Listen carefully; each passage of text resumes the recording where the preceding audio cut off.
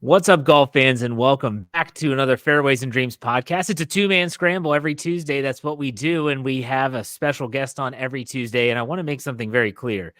I don't always have people on my show that are maybe trying to become pro, or maybe they have crazy stories to tell. Sometimes they're just people that I find interesting. A lot of times I find those people on social media, mainly Instagram, and that's where I found my guest today. And the reason why I have him on is that he has a large family as well. As a father of five, I read his bio. I was like, holy crap, he has more kids than I do. This is crazy. He's a golfer. James Faysal, welcome to the show. How are you? Hey, good. Thanks for having me on. I appreciate it. You probably thought I was crazy when I reached out and said, do you want to be on a podcast? But nonetheless, I do find it very interesting. Tell me a little bit your story, your background, not just your family, but your relationship in the game of golf, because that's how I found you on Instagram. Yeah, perfect. So I grew up playing baseball. And, when I was probably 13, 14 years old, I just fell in love with the game of golf. My whole plan was to play high school baseball, but on a whim, I just tried out for the golf team, which was in the fall, and baseball was the spring. I was the last guy to make the team, and I was like, all right, that's it for baseball. I just, kind of, Yeah. just went pedal to the metal and started practicing a ton, and started getting a lot better, and got to the point where I was the third best man on our team my senior year, and we were the best team in the state. So from there, I just made the decision, let's just keep going. Let's see how far we can go with this. I played 2 years of Division II college golf.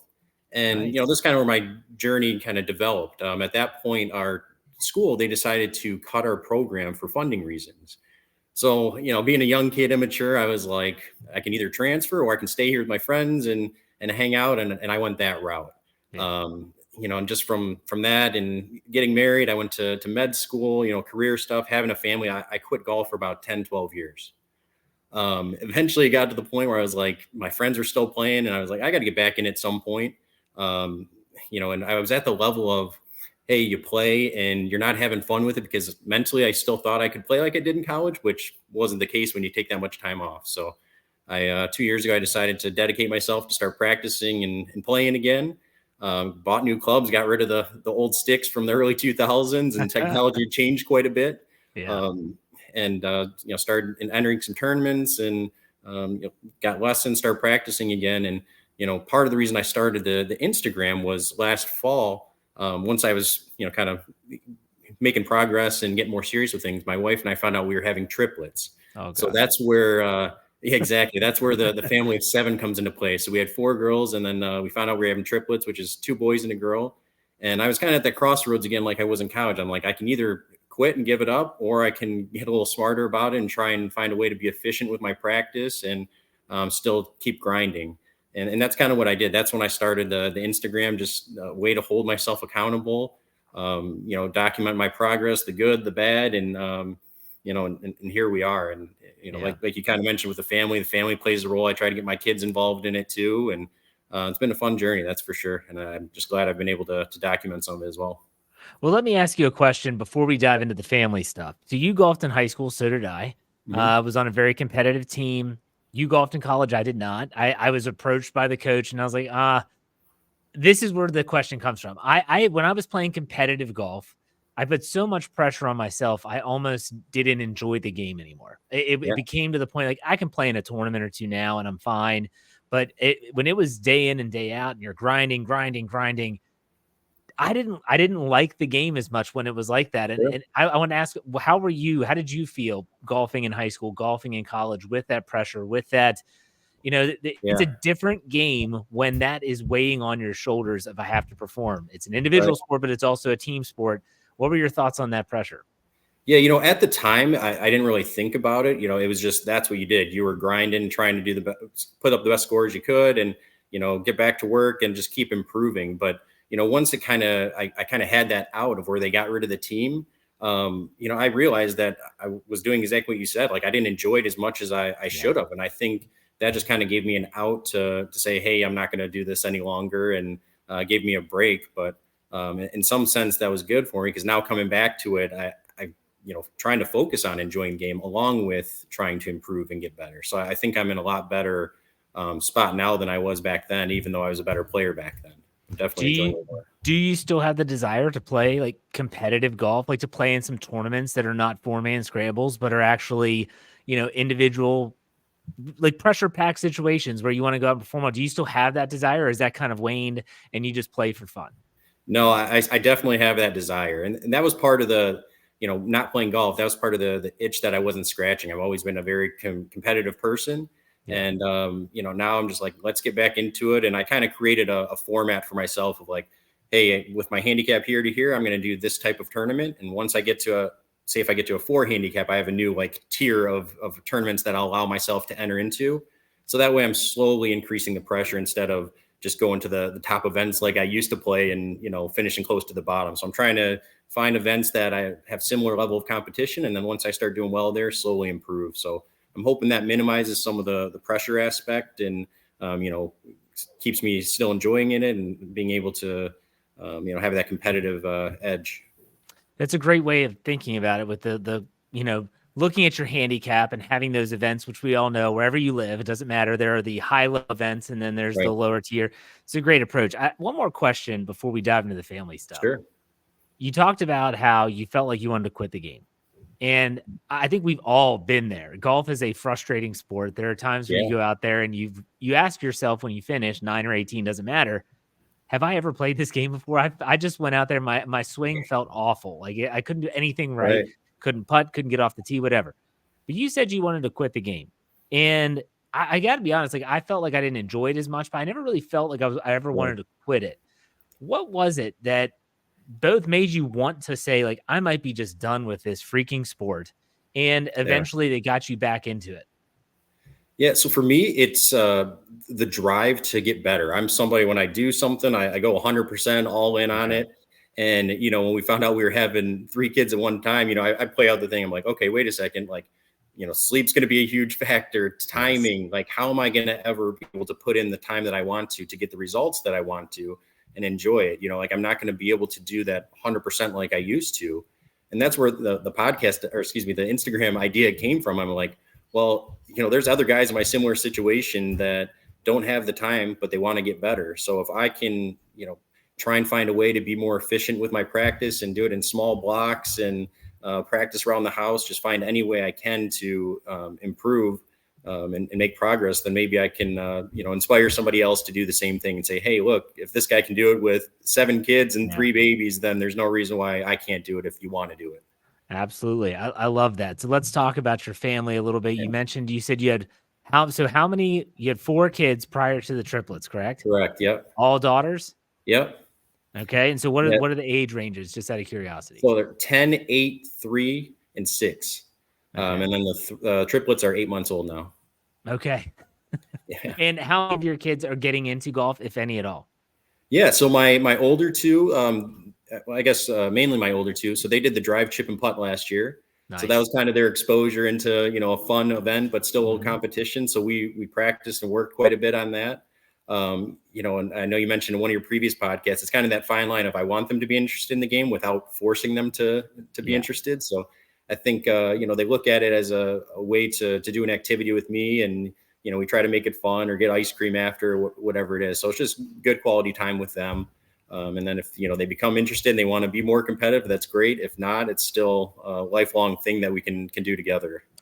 Now, do you typically, with your kids when you're golfing, do you go out on the course, or is it just typically going to the range, practice greens? Like, where are you in that stage of your development with your kids? Yeah. So with my time, most of it is around the putting green. So we have a course across the street from our house. So I get home from work, I tell them, hey, be ready. We'll pop over there, chip and putt for a half hour or so. Yeah. We still do get on the course, but not as often. They like going out to the par 3 course. So that's good for my wedge practice. I'll play the front tees with them, and, so we have fun with that, but they haven't really got as much into, full courses yet. But I think that's probably something for this year. Okay. So a couple questions, golfing with family. I'm asking you these because I'm wondering if they're paralleled with mine. Sure. I have actually had, so my kids, my oldest is 15, our only son. And then I have daughters that are 13, 10, 8, and 5. And believe it or not, last year I took all 5 of my kids on the golf course to play 9 holes. And it was an experience. We'll just put it that way. It was an experience. And I've said this on another podcast. My father had the gall to ask me, how did I play? Right. How did I play? I don't even know if I hit the ball. All I'm watching are 5 kids running around. Anyways, what would you say are the pros and cons of golfing with kids? Yeah, the pros are just spending quality time with them. Like Yeah. when you're at home, there's TV or screens, things like that. When you're on the course, none of that's there. It's just quiet time with them. You can have good conversations. I mean, you're out in nature, you can observe things. I mean, that's the biggest benefit, just the quality time and being outdoors, enjoying the weather and the scenery. Yeah. The cons are if you're trying to get better and you're trying to play well, it's hard. I mean, like you mentioned, it's like herding sheep. Like you're constantly Yeah. saying, no, don't do that. Don't put this there. Watch out for this. It's Yeah. trying to teach them the etiquette of the game as well at that age. So it's always something that you're focusing on. It's hard to focus as much on your game when you're like you said, you took all 5 of your kids out there and just making sure somebody's not doing something they're not supposed to. Well, I can say that the biggest stressor for me when I take any of our children on the course Yeah. is I am so stressed about pace of play. Because Yep. the one thing I don't want to do is, I belong to a country club. It's not a really ritzy club. It's a golfer's country club, but Sure. I don't want anyone that's teeing off behind me to be like, oh, great. We're stuck behind a family, Yep. And Yeah. so I'm always pushing the kids. Hey, we got to keep pace, got to keep pace. Yeah. And that puts a stress on me. It puts a stress on them. I typically play in the afternoons when the course is Yeah. less crowded, even in the summer when it's hot. And I'll say, you know what, we'll go out and we'll play now. We'll be able to take our time and enjoy it. But let's ask the next question of frequency of golf. How often are you playing? And not necessarily with the kids, but in Sure. general. So you have a large family. For me, the only time I do get to golf is with my kids. So that's like one Yeah. and the same. But how often are you golfing with 7? So last year I played 15 rounds, so I don't get out a That's whole pretty lot. good. That's pretty good for Um, 7 kids. yeah, it's hard though because a lot of the guys that I'll play in tournaments or compete against, they're playing 5 times a week, Oh, right? yeah. So it's hard. It's all relative. But as far as practice, I try to practice as much as I can at home. I have long work days. When I get home after the kids are in bed, I might pop downstairs and hit balls into the net for 15 minutes. So Yeah. it's more of that, less of actually being on the course. I'm anticipating as they get a little older and more of the kids are interested, it'll be easier to get out there like you're doing. Mhm. So I'm hoping that number increases this year, but time will tell. Yeah, we love the 9 holes. Like, when the Yeah, USGA said they're gonna allow 9-hole scores, like, this is right, right. perfect because when I go out with the kids, like, 9 is pretty much they're fine after that. They don't wanna play 18. Yeah. Okay. What would you say is the biggest challenge with the game of golf when your kids are with you? You mentioned some of these, but is there one that sticks out amongst the others? Yeah, for me, it's just trying to stay focused and like not distracted. It's easy for them to you tell them, hey, stand there, I'm gonna hit my shot, and going through your pre-shot routine, if they're moving or their shadows in a certain spot, it's hard to stay within my own game. Right. From a focus standpoint without letting my mind wander. And sometimes you're out there and you hit bad shots because of something, they moved or they said something or asking you questions. And it's like, hey, I'm in my zone. I'm trying to focus here. But, that's the beauty of having kids with you, I guess. Yeah, the etiquette of the game is really difficult to teach to little kids because they Yeah. always ask, "Well, why? Hey, Right. could you not stand there?" Why? Because it's in the line of sight. But Yeah. why does it bother you? Could you just could you just Yeah. move? Yeah. Just let me hit the ball. All right. How about do you have any other dads around you that are kind of in the same boat that you might golf with? I know that's my biggest struggle with golf with a large Mhm. family is that it's really difficult for me to find another dad or another person of even of like mind with have that has a large family because it's kind of rare now to have a large family. Do you have Right. anyone out there that you can go to the course with that you can sympathize with, anything like that? Do you have a group? No, I don't. For the most part, if I'm not playing with my kids, I'll play by myself or get paired up with people. Yeah. A lot of my friends, my old college buddies, either they don't have kids or they have one kid, so it's not as relatable, Right. as right? So it's a little bit different situation. But yeah, so sometimes I use that time to go out on my own. So I don't have a specific group that I play with, but Yeah. always looking for it. And as you know, the more kids you have, the harder it is to find people with that in common. So Exactly, and so when I tell people my dad loves to play early in the morning, and I'm like, "Dad, we can't go out early in the morning. We gotta play in the yeah, afternoon if we're taking the right. grandkids like you." That's so yeah. All right, last question here is with the frustrations that come with the game, they Hmm. can be amplified when you are having your children golfing with you. Would you Yeah. say that the golf like what and this is just me, but would you say that the kids being on the course adds to the frustrations, or do you find yourself being a little bit more at ease when you're on the course, just say, I'm not taking it too serious. We're just out here to have fun. I think it adds to the frustration, but I also think that it's been good for me. So, with all the other distractions and some of the additional frustrations there, if I can find a way to work through that and stay focused and put some good shots together, then when I don't have those distractions there, if I'm playing by myself or playing an event, I feel like my focus has been better, and it's kind of helped me, be a little more even keel on the course compared to what I used to be. Because when you're That's a a good single point. guy playing in high school and college and your sole focus is golf, it's a lot easier than, that's the only thing you have to worry about. So, but now with all the other things involved, it's important to, number one, set a good example for them. And number two, to realize that some of the things in golf are out of your control, and the more even keel you can stay, the better you're going to adjust to the, variability within a round. Yeah, it's definitely been a gut check for me at times. I've found myself with my older kids, they'll hit a bad shot and they'll get down on themselves, which, hey, that's fine. That's golf. We all do it. And Yeah. I'll say, look, like you can't let one bad shot ruin the whole experience and the round. And then I'm sitting there thinking to myself, how many times in your life have you let one bad shot, one bad hole Yeah. ruin a round or something like that? And so I've kind of caught myself walking down the fairway because we always walk. And I say, man, like maybe I should listen to my own advice. Maybe I should follow some of the Yeah. things that I'm telling my kids. So yeah, it kind of, there's a part of me that finds it very therapeutic to go out there with them, and you're giving them that knowledge or passing it down. Cause I don't know if Right. you come from a family of golfers like I do, but it was my grandfather taught my dad taught me, and I'm teaching my kids now. And so it's just kind of like continuing that. Did you come from a golf family? My dad golfed a little bit growing up. He kind of got me into it, but he was never real Yeah. serious about it. It was more just hey, social thing, an excuse to get out and do something.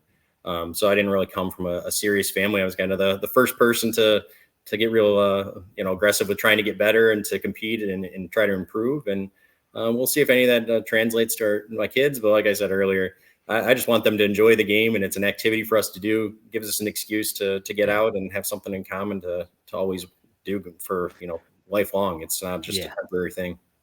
All right. My last question before we go to our rapid fire Sure. segment to finish out the show is not golf related, but what is your favorite thing about having a large family? And what is the one thing that you like, this is tough because we have so many kids? Like what are those things for you? I want to see if they align with mine.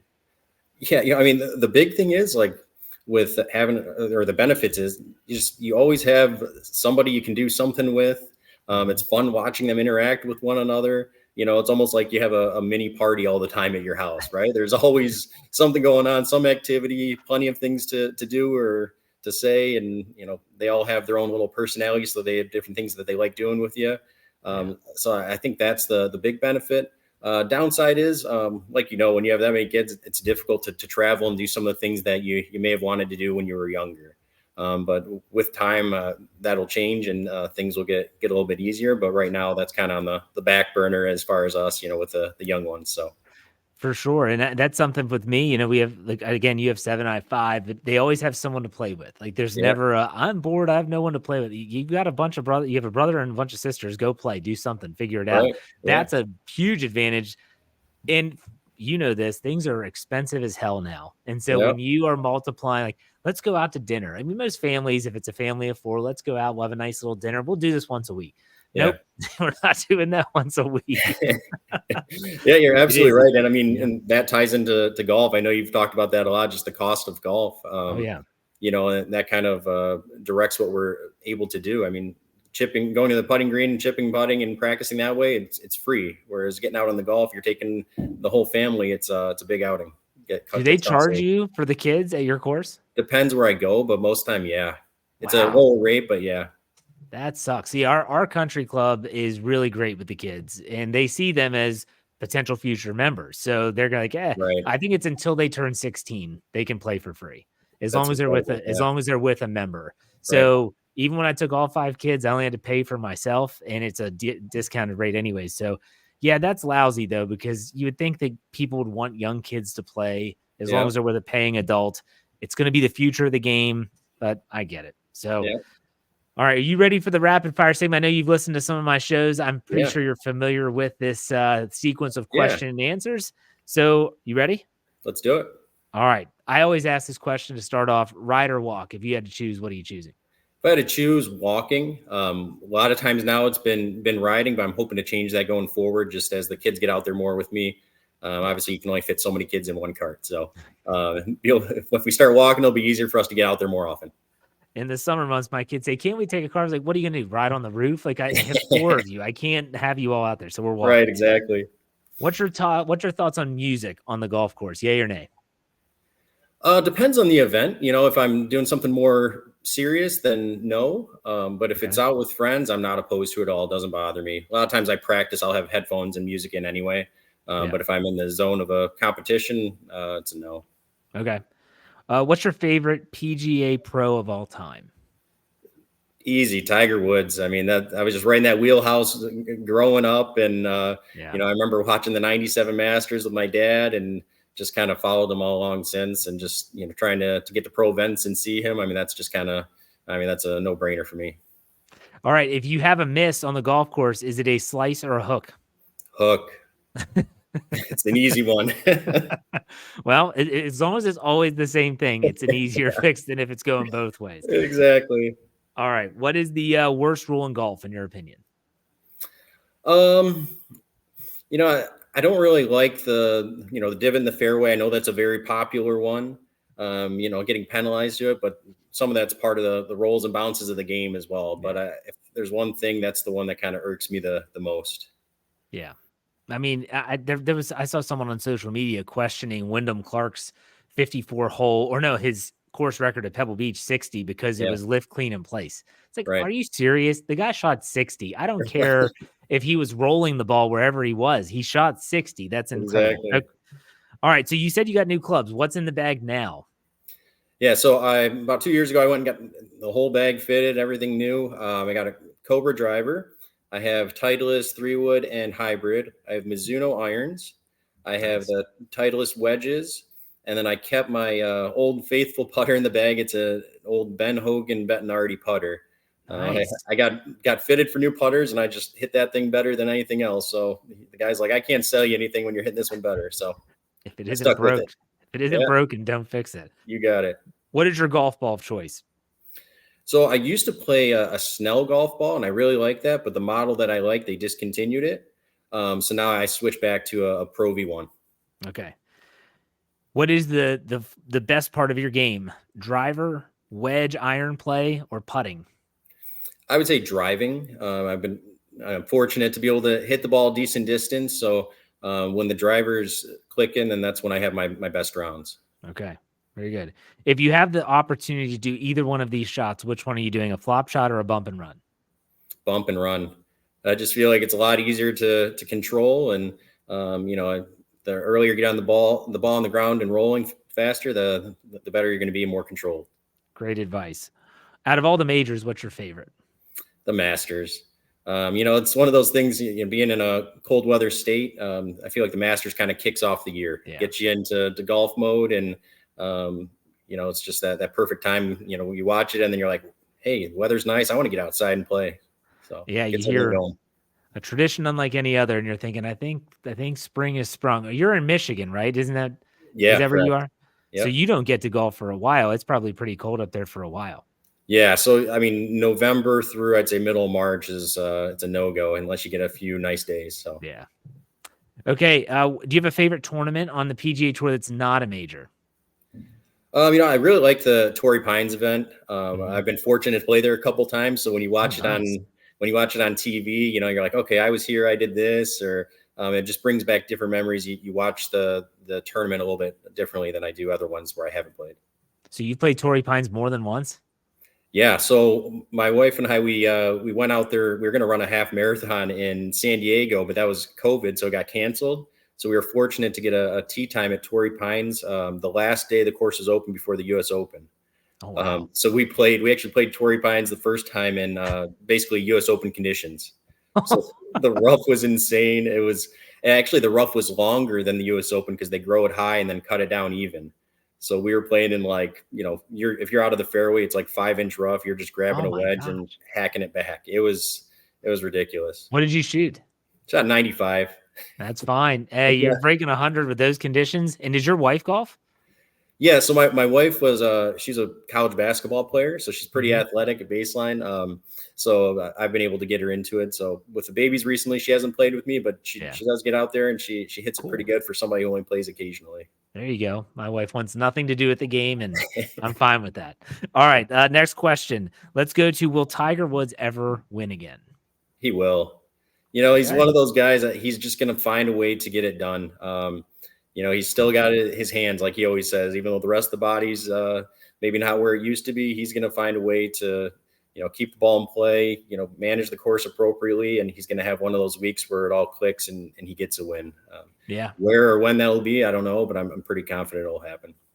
Best players in the world, the best players ever play. They all won later in their careers. So we'll see Yeah. if he can follow suit. What's your biggest pet peeve in the game of golf? I think, you know, and I was guilty of this in the past. I think it's the lack of like controlling your emotions on the course. You know, it's one thing if you get frustrated with yourself, but if you're to the point where you're frustrating yourself and it's affecting the players you're playing with, and doesn't make it as fun for them, that's where it's a problem. Yeah. You know, like I said, when I was younger, I used to be bad with that, but I think I've gotten better with it nowadays. And at the end of the day, every day you could be on the course is a good day. So you just got to enjoy whether you have your good stuff or you don't. And that might be a great segue into the next question, which was, what would be the best advice you would give to someone beginning the game of golf, like just learning? Yeah, just enjoy it, right? This is a hard sport. I mean, there is no perfect score. It's not like you know, you're bowling. Hey, you know, your max score could be this, and you can achieve it someday. There is nothing that's perfect within the round. You're going to have good shots and bad shots, even if it's your best round. So, you know, just enjoy the ride. Yeah, it's good advice. Any superstitions on the golf course? No, I'm not really superstitious. I'm just a routine person. So I try to do the exact same thing. So if I'm at a tournament, I try to show up at, you know, same time beforehand. I go to the putting green first, then go to, you know, the range, and I go through my same process. So I just try to keep that as consistent as possible, but nothing really superstitious. All right. What's your favorite golf movie?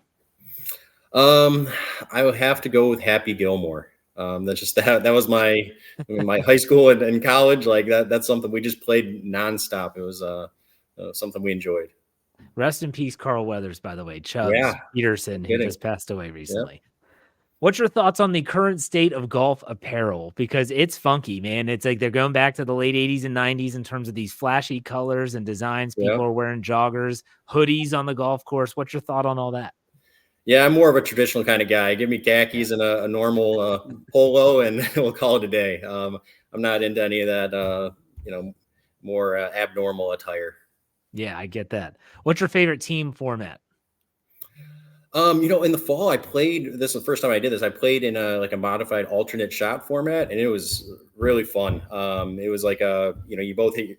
It might I don't know the actual name, but we both hit our drives, and then you played alternate shot from the best drive there. Okay. It was just it was a fun format. I played with an old high school buddy and just added a little bit different pressure that I wasn't used to, depending on somebody else or if you hit a bad shot, letting somebody else down. So I thought that was a really cool experience. So let me clarify. So just to clarify the format. So you both Mhm. hit tee shots. You took the better Correct. of the two tee shots, and then you went Yeah. alternate shot from there. So did the alternate shot was it based off of whose tee shot you took, or was it based off of who holed out the previous hole?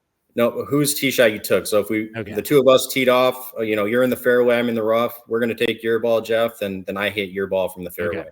All right. And it had another dynamic too. If we both played different balls, so then we were trying to, you know, like it's like the old Tiger Phil Ryder Cup issue in the Yeah, mid two that's a good thousands. point. Man, I Yeah. forgot all about that. All right, last question, and it's always the most difficult question for people. But if you listen to the podcast, you might have been able to prepare yourself for it. And that is that in baseball, we have walk-up songs, right? You know, you pick your song, you're up to bat. Here you go. If you had a walk-up song to the number one tee box, what song would you have playing? Yeah, you know, I was able to think about it a little bit since I have listened to the podcast. And for me, being a Detroit guy, I wanted to get a Detroit artist, so I went with Eminem, "Lose Yourself." I thought that Wow. was going to be, you know, an appropriate one for the nerves on the first tee jitters and preparing for a round, and just take it one shot at a time. So not like Detroit Rock City by Kiss or anything like that. No, I think that'd get you a little too pumped up, you know? All right. Yeah, no. Hey, that's the thing. Like everyone's always like, well, there's so many different ways you could go with the song. Like, do you want to get pumped up in golf or do you Yeah. just want something that's going to kind of get you focused? Everyone's different. There's no wrong answer. Yeah. So, James, go ahead and plug your social medias in case you want anyone out there can give you a follow and follow your journey with golfing with a big family, 7 kids. God bless you, man. Go ahead and do that now. Yeah, you know, I'm happy to have anybody follow me along on Instagram. It's golfing.dad.journey. Really, most of the stuff I'm going to post is me with my kids practicing, my process, my scores, those type of things. And I'm happy to interact with anybody that has a family or kids and just talk golf. I'm just a golf nut and, you know, love my family and taking them out there with me. So the more people I can interact with and build an online community, the better. That's awesome. James, thank you for your time. Folks, I'll be back on Thursday with another Fairways and Dreams podcast. Take it easy. Appreciate it. All right. Thanks, Jeff.